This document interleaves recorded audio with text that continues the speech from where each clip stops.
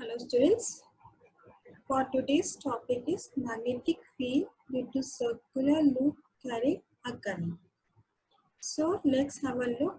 At this we have a current carrying loop as you see in the diagram. And now before I proceed further, I just want you to have a glimpse of how does a current carrying loops look alike. So students, I'm talking about this type of current carrying loop. And you can see over here, this is a current carrying loop in my hand.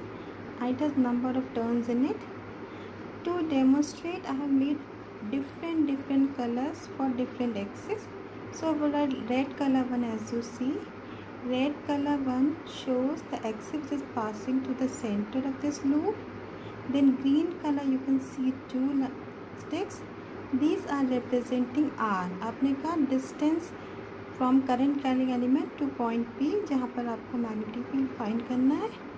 This is the diameter and this blue color it is showing the direction of current carrying element. Right?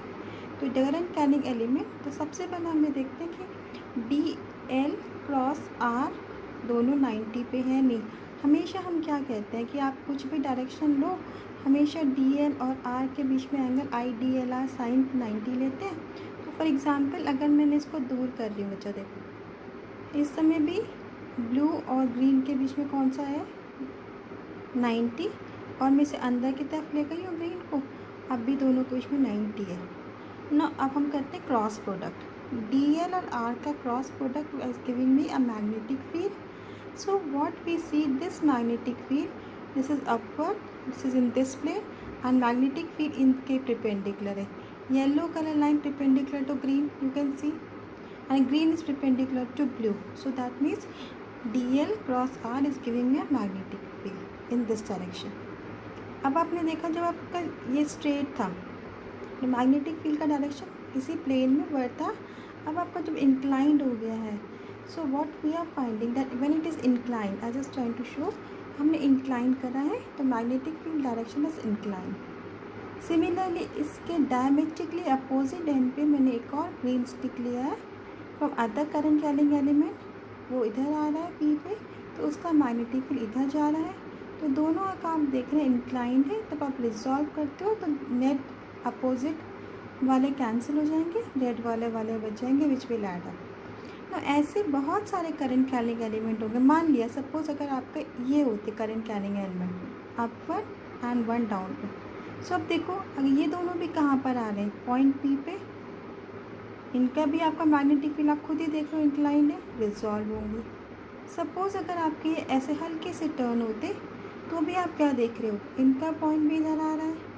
अब आपके suppose ये ऐसे दिखा रही हूँ आपको, blue green से identify कर सकते हैं. See here, so that means आप कोई भी करंट कैरिंग एलिमेंट्स आप डायमेट्रिकली अपोजिट एंड पे लेंगे और पी पे आएंगे तो उनका फील्ड का एक डायरेक्शन होगा. जब रिजॉल्व करेंगे तो कैंसिल आउट हो जाएंगे और नेट रिजल्ट सबका सिर्फ और सिर्फ किसकी तरफ आएगा, it will be only and only along this red colour line. So this is our aim to find the net value of field at this point due to all the current carrying elements. So now let's come back to the theory part. Now coming, so we start the article. Now we have a current carrying loop of radius A with center O and carrying a current I. Now as you've already seen that this loop is in a vertical plane, that is standing on the surface of the paper, and this is a point P where we have to find a magnetic field due to these two current carrying elements. Which now next, these two current carrying elements which are at distance R from point P and diametrically opposite to each other. So the distance from these two current carrying element is R. Now what will be the value of magnetic field due to this element A or this element B at point B? That is given by Biot-Savart's law, which says magnetic field due to current carrying element is given as dB equals to mu naught I dl into R. R is a unit vector by R square, or if other form you can write is mu naught 4 pi I dl cross vector r r cube. Unit vector has been converted to a vector form, so that becomes dl into r cube. Now why we have written like this? Because this is a cross product of two vector quantities. And the cross product of two vector quantities will giving the result which will also be a vector quantity. So, and this mu naught will be a constant in this with a value 4 pi 10 to the power minus 7 decimeter ampere inverse. This you've already done. Now, what about the direction? The direction of this magnetic field was known by right hand screw rule. And what is right hand screw rule says that if the current in the loop is in upward direction, then the magnetic field lines are in a form of concentric circles which are in a anti-clockwise direction. So for any right hand screw rule, we can find the direction of magnetic field. So this cross product when resolved will give dB equals to mu naught 4 pi I dl sine theta by r square. Now but this sine theta as I have shown is the angle between dl and r, and this angle is always at 90 degree when the axis was straight and when the axis were bent. In both the cases we find theta to be what? 90 degree.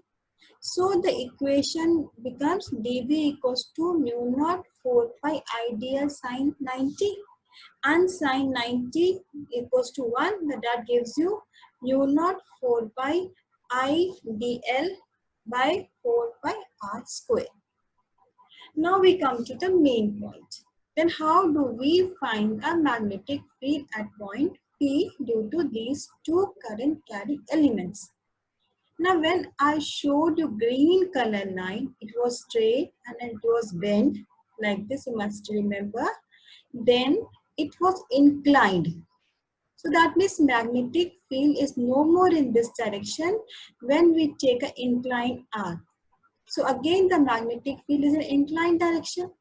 So what we do, we resolve. But before resolution, what will be the angle? We have taken this angle to be phi from this current carrying element.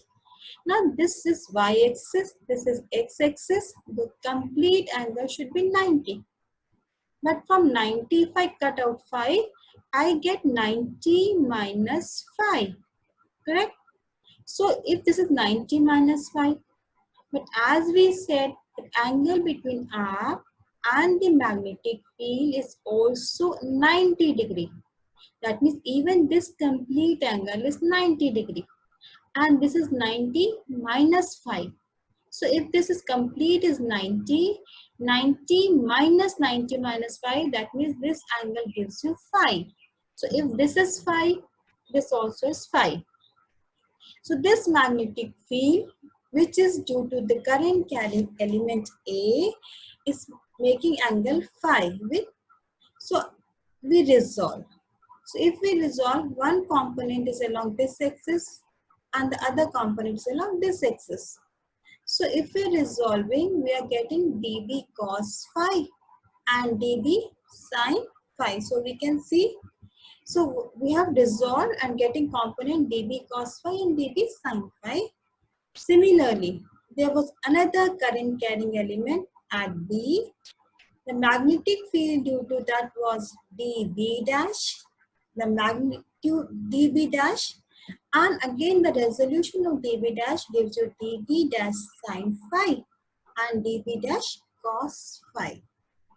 So what we are observing, that as the magnitude of these two quantities was same and direction is opposite, they cancel out each other. That means the net field in this direction is opposite to that field on the other direction. So net result of these two is 0. So now another point is left, another resolved part which is along positive x-axis, dB sin phi and dB dash sin phi. So that means we are finding a field along only x-axis, which is the sum of these two. But as we said, that current carrying element is not just made up of these two dl. We have to find magnetic field due to entire loop. And if we assume many more dl like this one, and suppose if I take like this is opposite to this opposite to this opposite to this, all of these current carrying elements at point B will be resolved in this static manner only. Because they are diametrically opposite. So diametrically opposite always come to this point and will be resolved. And the resolution of all will be giving a field along x-axis only. So that means that is clear that we are going to get magnetic field along this axis only. So what to do? How to find out the net field then? So net field is we are going to integrate a magnetic field due to one such current carrying element, dB sin phi.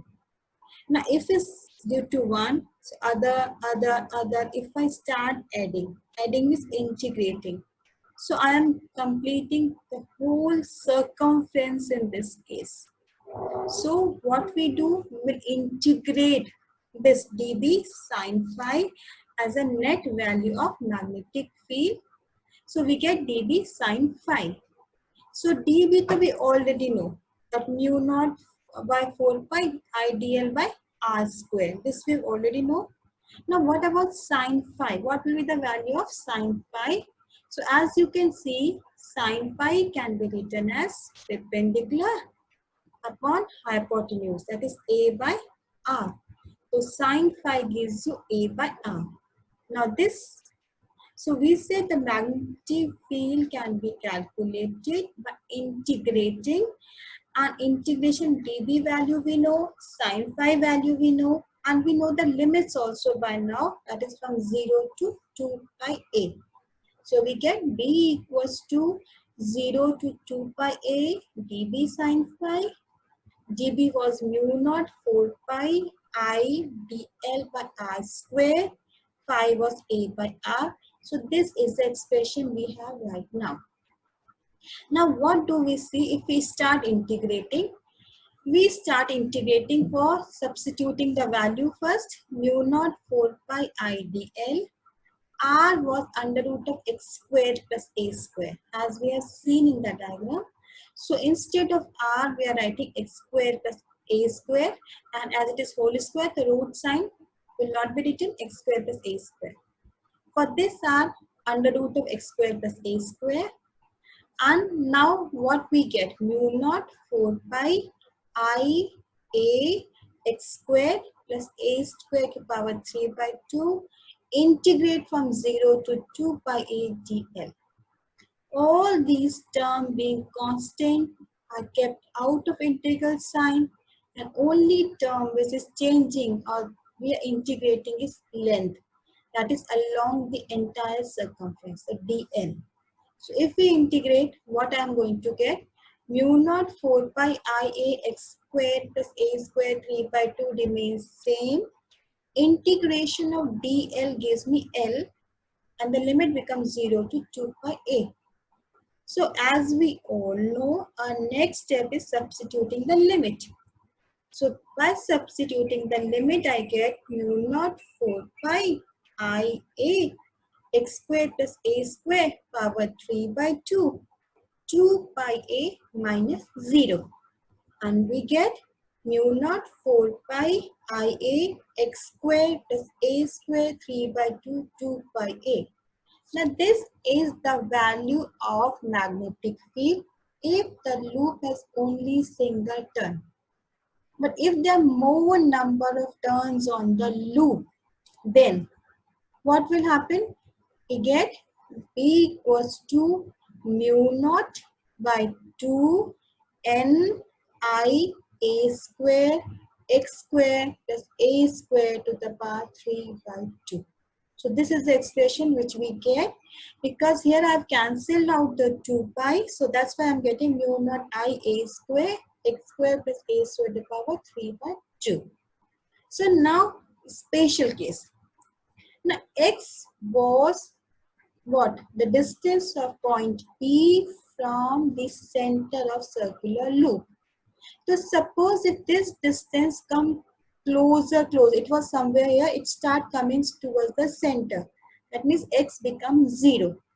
So then what will happen in that case? If x becomes 0, then we get b equals to mu naught I upon 2a. Fine.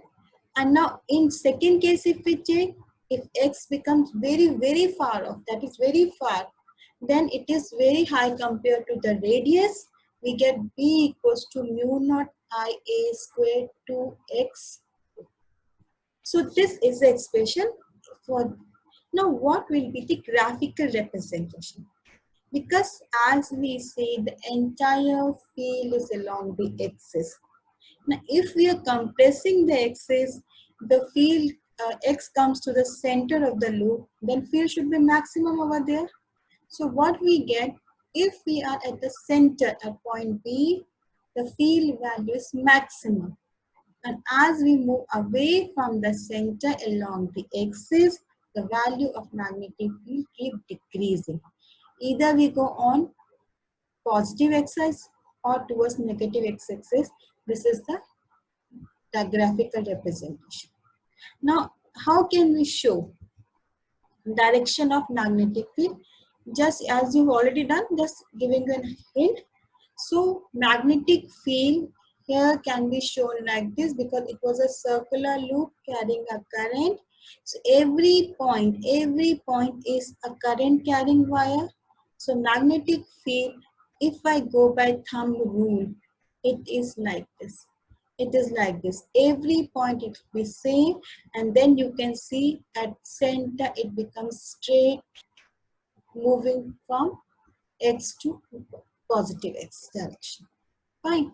So after this, I'm just showing you a small glimpse in a form of video just to try to make you visualize that what will be the magnetic field direction, or when we are taking from element at point A where the field is going, to just to have a glimpse of the field, because not a perfectly, because in that case I have not considered a magnetic meridian, any such consideration I have not taken. Just to give you a glimpse, I have attached a video at the end. You can go and observe the thing. Thank you, students. So just check the video.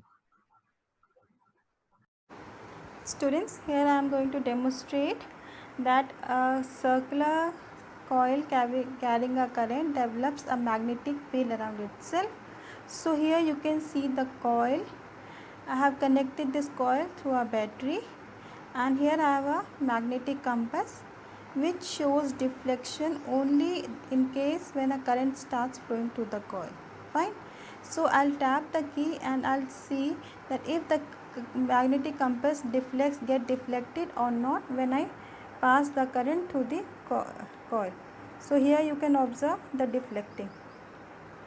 Okay, let me, you say ma'am it is let it be stationary, and again we'll see whether it get deflected or not.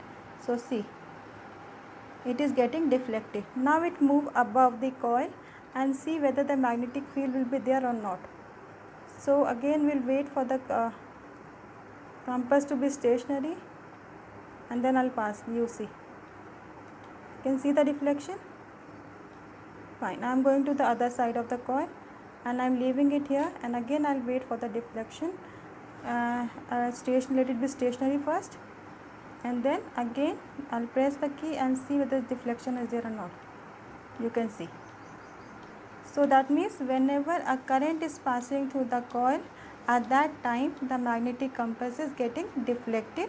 That shows a current carrying coil is developing a field around itself.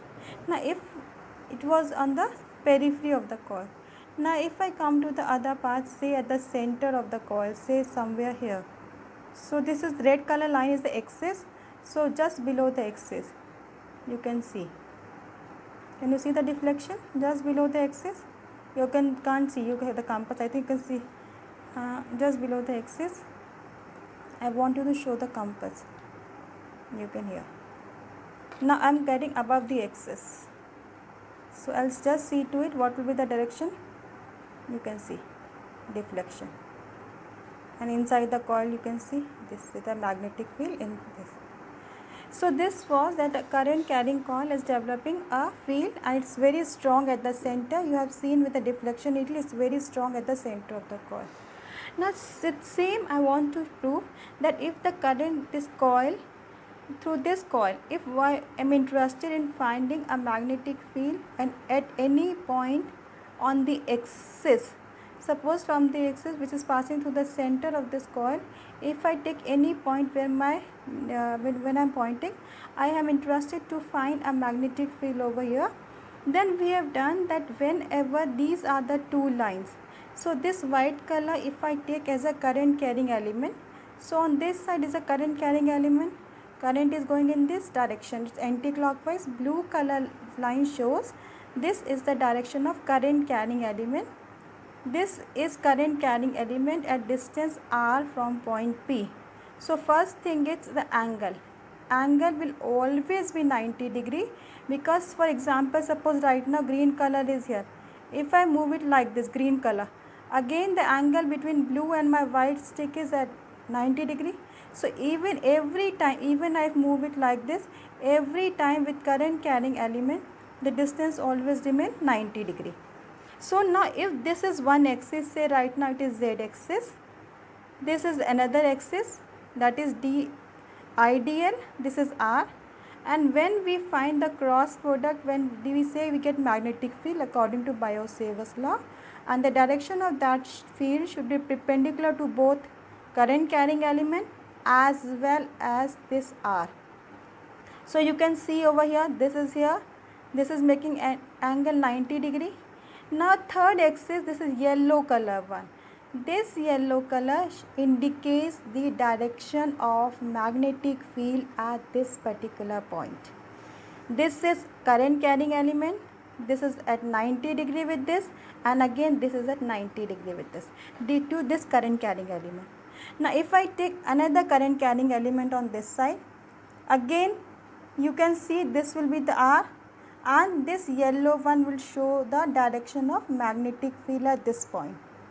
And we know that at these two when get resolved, suppose I am lifting it, this one, this is black color one, let's say one, this one, and the other one say black color flap. So when yellow color one is resolved, these two black being equal and opposite to each other will cancel out, and at this point the net field is along positive x-axis only. We don't find field anywhere else at this point. Everywhere on this red line we will not find field here and there, we will just find the field along this axis. So suppose if I start moving this along the axis, say right now you can see needle is going which side, where yellow line is there. You can see the direction of needle. So this is one. Now if I move from this side, if I start moving the needle on the compass on this side, so let's see.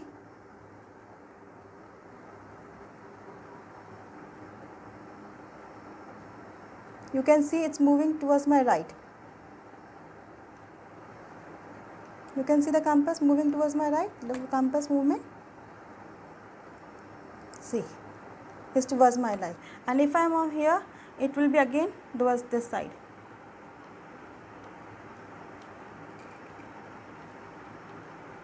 You can see.